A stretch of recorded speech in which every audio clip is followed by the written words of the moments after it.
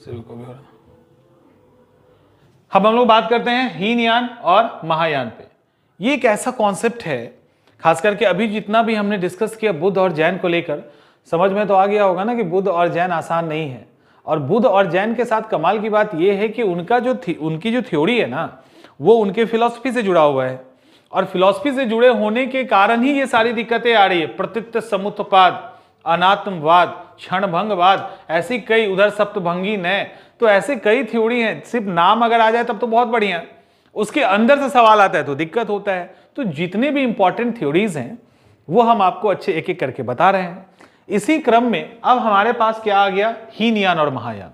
ये आसान दिखता है, आसान है नहीं, लेकिन आसान इसको बना देंगे, आसान बना देंगे। छोटे छोटे टुकड़े में इसको तोड़ दिया गया है जिससे आपको चीजें आसानी से समझ में आ जाए।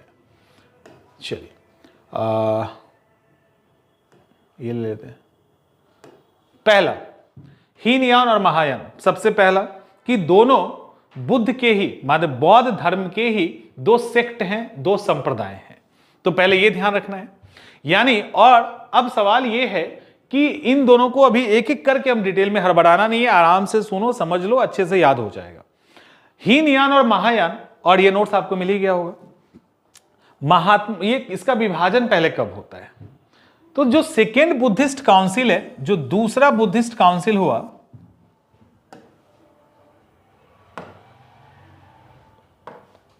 जो सेकेंड बुद्धिस्ट काउंसिल था, उस सेकेंड बुद्धिस्ट काउंसिल में इसका डिवीजन होता है, इसका विभाजन होता है।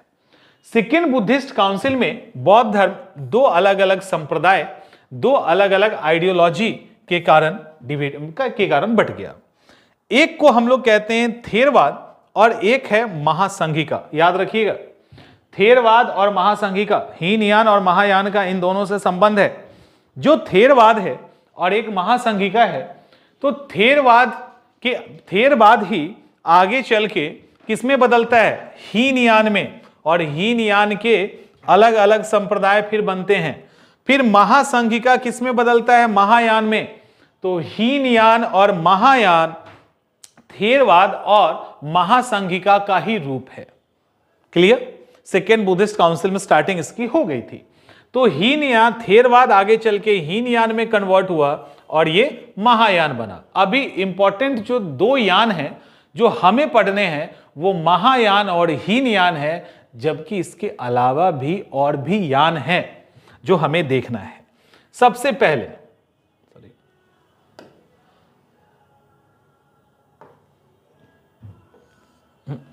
ये आगे कैसे जाएगा,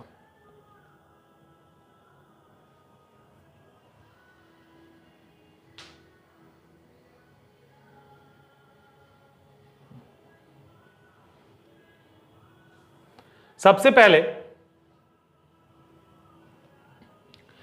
पहले नाम का मतलब हमें देखना है।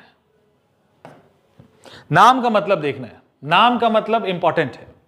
हीनयान कहते हीन भावना से ग्रसित है, मतलब बड़ा ही उसका भावना बड़ा ही तुच्छ है, बड़ा ही छोटा सा है। हीन विचारों से ग्रसित है, उसका विचार बड़ा ही तुच्छ और छोटा है। हीनयान, यान का मतलब गाड़ी, यान का मतलब व्हीकल, और हीन का मतलब स्मॉल, छोटा। तो स्मॉल व्हीकल, माइनर व्हीकल, यानी छोटा वाहन, मामूली वाहन। महायान का क्या मतलब है? महायान का मतलब है महान वाहन या विशाल वाहन, यानी ग्रेट व्हीकल या ह्यूज व्हीकल। हीनयान, अब जैसे नाम से ही है कि अगर गाड़ी छोटी है, इसका मतलब बहुत कम ही लोग चढ़ सकते हैं। खराबी होना होगा तो बहुत कम ही लोग खड़े होंगे, यानी बहुत कम लोग ही हीनयान के थ्रू आगे जा सकते हैं, निर्वाण मिल सकता है। महायान में बहुत सारे आ सकते हैं। कारण है कि हीनयान का जो थ्योरी है, हीनयान का जो सिद्धांत है वो थोड़ा कठिन है।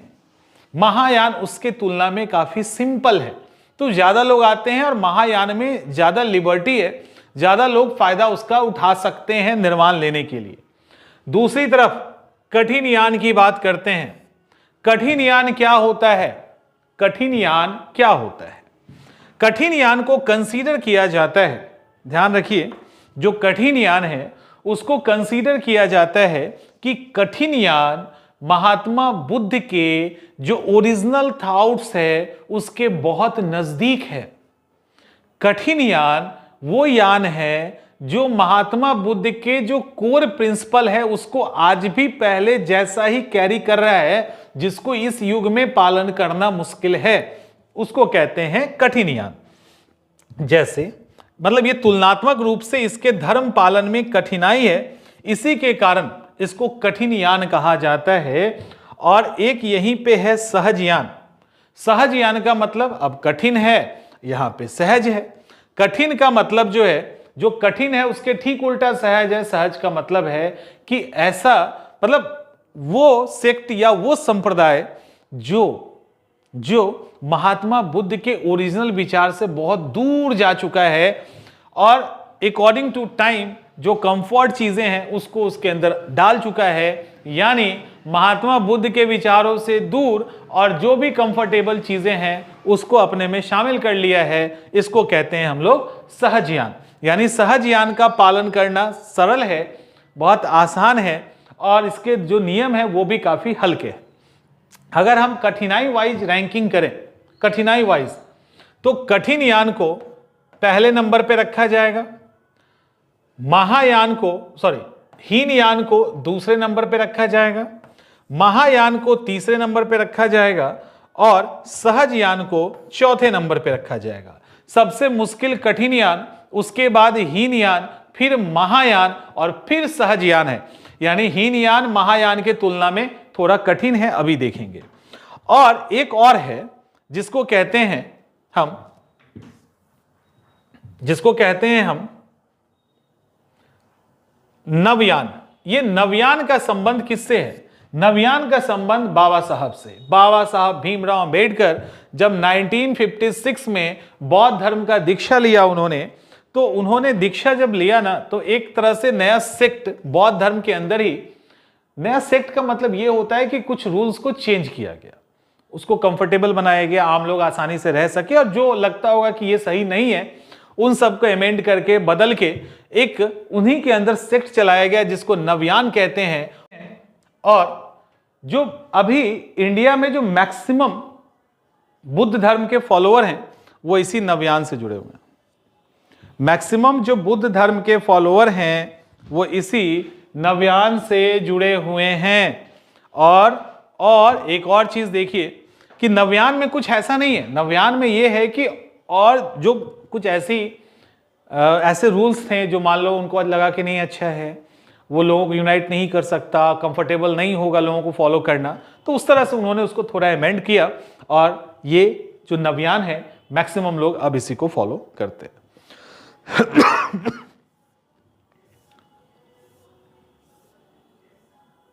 हीनयान और महायान में बहुत बड़ा डिफरेंस है, बहुत बड़ा मेजर डिफरेंस है। सबसे पहले तो इनके जो आइडियल हैं या जिनको लेकर ये बौद्ध धर्म बना, महात्मा बुद्ध, उनको मानने के क्रम में बहुत बड़ा गैप है, मतलब बहुत बड़ा गैप है। आप सोचो कि हीनयानी और महायानी क्या मानते हैं। हीनयानी उनको केवल मानव मानते हैं, मतलब ह्यूमन मानते हैं, इंसान, आम इंसान हमारे और आपकी तरह। हीनयानी मानते हैं हमारे और आपकी तरह जो महात्मा बुद्ध है एक आम इंसान है, जबकि महायान क्या मानते हैं कि वो भगवान के अवतार हैं। हीनयानी क्या कहते हैं? हीनयानी कहते हैं वो जस्ट लाइक अ इंसान, हमारे और आपके जैसे, बस इतना ही है कि उन्होंने पहले निर्वाण प्राप्त कर लिया। चूंकि उन्होंने पहले निर्वाण प्राप्त कर लिया तो वो हमें बता सकते हैं कि निर्वाण कैसे लिया जा सकता है। तो हीनयान महात्मा बुद्ध को एज ए टीचर लेते हैं, एज ए शिक्षक लेते हैं, एज ए गाइड लेते हैं, ना कि उनको एज ए ईश्वर लेते हैं। तो आप समझ सकते हो कितना बड़ा डिफरेंस है। जबकि महायान उनको भगवान का अवतार कहते हैं। महायान कहते हैं ये तो भगवान के अवतार है। इसी महायान, चूंकि महायान जो है ना बाद में हिंदू रिलीजन से इन्फ्लुएंस हो गया। अब इसके कारण हुआ ये कि महायान ने कह दिया भगवान के अवतार, महात्मा बुद्ध की लोकप्रियता बढ़ती जा रही थी दिनों दिन, तो हिंदू रिलीजन ने भी बड़ा अच्छा काम कर लिया और उन्होंने क्या किया, महात्मा बुद्ध को धीरे से भगवान विष्णु का ही एक फॉर्म बता दिया। और इसका सबसे बड़ा एग्जाम्पल कई जगहों मिलेगा, लेकिन बिहार के पटना जंक्शन पे जो सबसे फेमस हनुमान जी का मंदिर है, महावीर मंदिर उसको कहते हैं, उस मंदिर में भगवान गणेश के साथ महात्मा बुद्ध की मूर्ति और सब लोग पूजा करते हैं। दूसरी तरफ बुद्ध धर्म के फॉलोअर रामलीला मैदान में जाके शपथ लेते हैं कि हम किसी देवी देवता को नहीं मानते हैं, हमको कोई उससे मतलब नहीं है, हम बुद्ध को मानते हैं, उनके अलग अलग फॉर्म को मानते हैं। बौद्ध से पूछोगे क्या तुम हिंदू हो, तो बोलेगा हिंदू, हम तो बुद्ध धर्म के फॉलोअर हैं, हम बौद्ध हैं, हमको हिंदू से क्या लेना देना। और ये चूंकि महायान क्यों इंस्पायर्ड हुआ हम बताएंगे आपको। तो ये कह दिया भगवान के अवतार है, भगवान का अवतार लेके हिंदू, चूंकि उनकी लोकप्रियता बहुत ज्यादा थी, उनको उनकी मूर्तियां बना के पूजा करना स्टार्ट कर दिया। तो ये चीजें हुई। तो खैर, लेकिन ये क्या हुआ, महायान ने अलग अलग फॉर्म में महात्मा बुद्ध की मूर्तियां बनाया, उनकी पूजा की, उनको भगवान के रूप में पूजा। तो मैक्सिमम जो मूर्तियों में आप भगवान को, महात्मा बुद्ध की जो पूजा देखते हैं ना, वो महायान के अलग अलग ब्रांचेज है, महायान का अलग अलग शाखा है। इसके बाद अलग अलग इसका जो है अदर स्कूल इसके कई सारे बने। जो दो बना हीनयान और महायान, इतना ही पे नहीं रहा, ये भी टूटा। हीनयान के तो कई ब्रांचेज हैं, उसमें वैभाषिक और सौतांत्रिक इंपॉर्टेंट है। और दूसरा महायान का जो है वो है माध्यमिक शून्यवाद और योगाचार विज्ञानवाद। माध्यमिक शून्यवाद और योगाचार विज्ञानवाद। तो हीनयान के अंदर जो थेरवाद है उसका सौतांत्रिक और वैभाषिक, तो ये पूछे कि सौतांत्रिक और वैभाषिक किसका स्कूल है, किसका संप्रदाय है, तो हीनयान का। और योगाचार विज्ञानवाद या शून्यवाद किसका है, तो महायान का। शून्यवाद के प्रवर्तक कौन है, तो आपने देखा होगा नागार्जुन, कई बार क्वेश्चन आ चुका है। शून्यवाद के को शुरू करने वाले जो नागार्जुन है, वो शून्य का यानी जीरो का एक अलग डेफिनेशन देते हैं, उसको सापेक्षवाद के साथ जोड़ देते हैं, रिलेटिविज्म के साथ जोड़ा जाता है। और शून्यवाद को सापेक्षवाद के साथ जोड़ने से वो सबकी एग्जिस्टेंस पे प्रश्न चिन्ह लगा देते हैं, सारे थ्योरीज को काट कूट कर फेंक देते हैं। और जब कोई जाता है शून्यवाद के थ्योरी को काटने, तो नागार्जुन धीरे से कहते हैं, हमने कुछ बोला है क्या, हमने कोई थ्योरी दी है क्या, हमारा थ्योरी है जो तुम काटोगे, हम तो तुम्हारा काट रहे हैं। तो नागार्जुन काटने का काम करते हैं। और नागार्जुन जो शून्य का परिभाषा देते हैं उसमें कहते हैं ये कुछ है ही नहीं, सब शून्य है, ठीक है। शून्य का उनका अलग अलग स्तर है, अलग अलग लेवल है, उस पर नहीं जाएंगे तो डेप्थ में चले जाएंगे।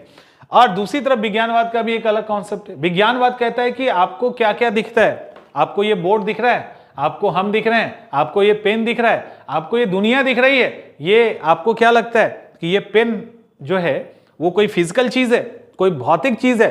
तो आप अगर ऐसा सोच रहे हैं तो आप गलत सोच रहे हैं, ये कोई भौतिक चीज नहीं है। दरअसल ये हमारे दिमाग से निकले हुए ब्लैकपन, कठोरपन, लंबाईपन, चौड़ाईपन, इसका मिला हुआ कॉम्बिनेशन है। यानी ये सारी चीजें विचार है, ये सब हमारे दिमाग में है। हमारे दिमाग के अंदर जो विचार है, जो हमारे दिमाग के अंदर इमेजिनेशन है, जो हमारे दिमाग के अंदर तरंगे हैं, उसी का एग्जिस्टेंस ये दिख रहा है। एक्चुअली ये कुछ नहीं है। यही थ्योरी लॉक, बर्कले, प्लेटो भी दिए हैं। तो जिसमें बर्कले कहता है कि जो सेब दिख रहा है वो सेब नहीं है, वह एप्पल नहीं है, वो सेब नहीं है। लालपन, कठोरपन, ठोसपन, उसके अंदर मीठापन, ऐसे करके उसका एक आपके आइडियाज का कॉम्बिनेशन है। That's it. तो उसी को लेकर यहां पे विज्ञानवाद अपनी बात को करते हैं।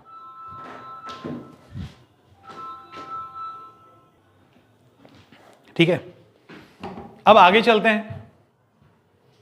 आगे जो है वो है इनका पूजा पद्धति। इसमें भी अंतर है, पूजा पद्धति में भी अंतर है। देखिए, महायान की बात करें तो हिंदू धर्म से ये ज्यादा नजदीक आपको देखने को मिलेंगे। महायान के अंदर बोधिसत्व, और बोधिसत्व क्या है अभी हम लोग देखेंगे, और मूर्तियों की पूजा होती है। यानी बुद्ध की पूजा होती है, बोधिसत्वों की पूजा होती है, और उनके जो शिष्य हैं बहुत सारे, उन सब की पूजा होती है। वहां पे ग्रंथों का पाठ किया जाता है, ये सारी चीजें महायान के अंदर की जाती है। तो महायान मूर्ति पूजा इन सब में काम करता है। दूसरी तरफ हीनयान कहते हैं नहीं, हमें मूर्ति पूजा में बिलीव नहीं है। हीनयान कहते हैं मूर्ति पूजा में विश्वास नहीं करते। हीनयान कहते हैं कि बुद्ध तो एक शिक्षक है, तो हीनयान बुद्ध को देवता मानते ही नहीं, तो मूर्ति पूजा का तो सवाल ही नहीं है। तो हीनयानी बुद्ध को शिक्षक के रूप में लेते हैं, ना कि मूर्ति पूजा और इंसेंस में लेते हैं। तो इसीलिए इनका कोई इस तरह से मूर्ति नहीं बनाया जाता। शास्त्र की बात कर लेते हैं। तो महायान मैंने फिर से बोला, हिंदू रिलीजन से इन्फ्लुएंस काफी ज्यादा है। इनके शास्त्र संस्कृत में है, जबकि हीनयानी जो हैं उन्होंने अपने पहले ढर्रे को कंटिन्यू रखा है, और हीनयानी का जो शास्त्र है वो पाली भाषा में है, क्योंकि महात्मा बुद्ध ने पाली का यूज किया था। पाली अर्ध मगधी समझ रहे हो ना, उसी का और सॉफ्ट वर्जन है। कहा जाता है पाली एक लेहमैन लैंग्वेज है, यानी कोई भी बोल सकता है अच्छे से। तो उसको हीनयान ने कंटिन्यू रखा, क्योंकि हीनयान ओरिजिनल थ्योरी के ज्यादा नजदीक है। अब यहां पे मेन मुद्दा साल्वेशन का है, मेन मुद्दा मोक्ष का है। मोक्षा की बात करें तो यहां दो वर्ड है, एक है अहर्त और एक है बोधिसत्व। ठीक से समझो, अहर्त वो व्यक्ति होता है जो खुद के निर्वाण की बात करता है। बोधिसत्व वो होता है जो संसार के निर्वाण की बात करता है। अहर्त और बोधिसत्व थ्योरी, अहर्त किसका सिद्धांत है? हीनयान का। बोधिसत्व किसका सिद्धांत है? महायान का। अहर्त कहता है, हीनयान का कॉन्सेप्ट कहता है कि कोई भी व्यक्ति सिर्फ इंडिविजुअल व्यक्तिगत प्रयास से ही, कोई भी व्यक्ति इंडिविजुअल व्यक्तिगत प्रयास से ही मोक्ष प्राप्त कर सकता है। कौन कहता है? हीनयानी कहता है इंडिविजुअल एफर्ट से ही मोक्ष प्राप्त कर सकता है। और उन्होंने कहा जो मोक्ष प्राप्त इंडिविजुअल तरीके से करते हैं उसको अहर्त कहा जाता है, यानी खुद के मोक्ष प्राप्ति का प्रयास करना। जबकि हीनयान, चूंकि हीनयान छोटा वाहन, वो दूसरे को चढ़ने ही नहीं देगा। महायान कहता है नहीं, महायान में बोधिसत्व का एक ब्रॉड कॉन्सेप्ट है, समाज सेवा वाला कॉन्सेप्ट है, ब्रॉड कॉन्सेप्ट है। महायान का बोधिसत्व कहता है, बोधिसत्व कौन? महायान में वो भी जो निर्वाण के रास्ते में, ये भी निर्वाण के रास्ते में, ये भी निर्वाण के रास्ते में है, लेकिन अहर्त निर्वाण प्राप्त करके निकल जाएंगे। बोधिसत्व जब निर्वाण प्राप्त करने की स्थिति तक पहुंचेगा ना, तो बोधिसत्व कहेंगे कि नहीं, हमको निर्वाण नहीं चाहिए, हमें निर्वाण एक्सेप्ट नहीं है। निर्वाण के लिए अभी तक हमने जितने पुण्य किए ये संसार के और लोगों में बांट दो, क्योंकि दुनिया का जब तक एक एक आदमी निर्वाण नहीं प्राप्त कर लेगा, हम निर्वाण नहीं प्राप्त करेंगे।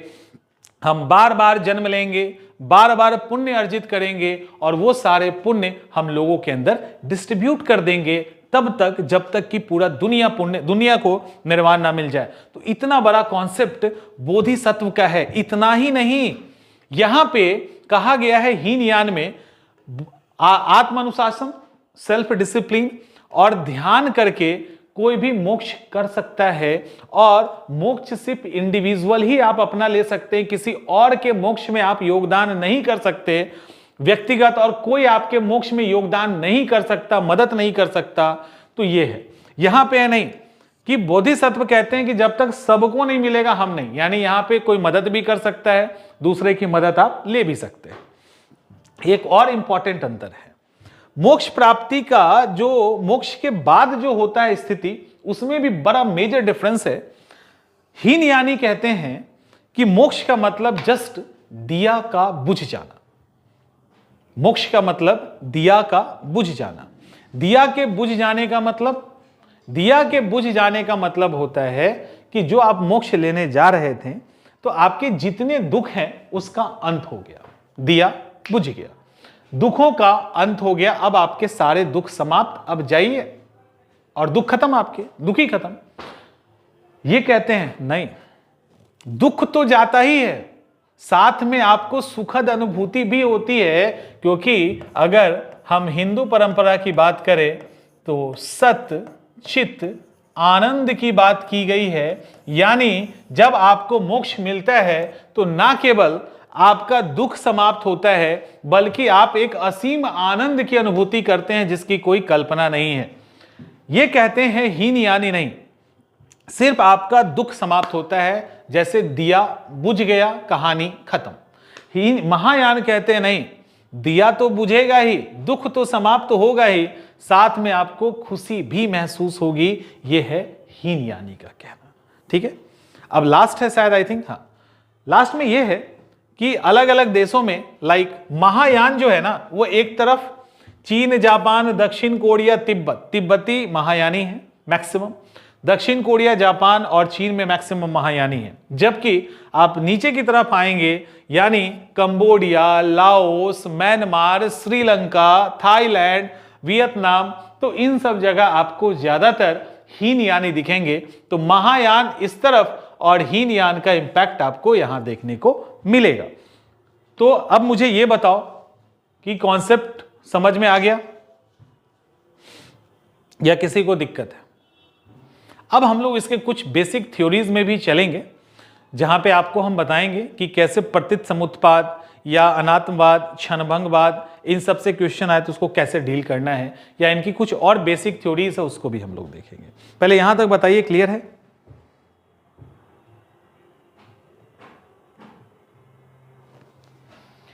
तो आगे चलें? चलें? थक गए ना? बुद्ध और जैन आसान नहीं है, दिखता आसान है नहीं। सिर्फ फैक्ट्स याद करने जाओ तब तो बहुत इजी है, लेकिन आप समझ के अगर क्वेश्चन बनाना चाहते हैं तो इतना आसान नहीं। कोई बात नहीं, कल करते हैं। जो नेक्स्ट टॉपिक है उसको हम लोग कल करेंगे। यहां तक तो क्लियर है? किसी को कोई परेशानी अभी होगी? इतना बोलने के बाद भी परेशानी होगी, इतना आसान नहीं है। इसको जब आप नोट्स पे पढ़ोगे एक दो बार ना, जो डिटेल नोट्स है, और इसके बाद एक बार और वीडियो देखना, साथ में PYQ जब बना लेंगे तब ये सॉल्व हो जाएगा। ठीक है? किसी को कुछ बताना है तो बताइए।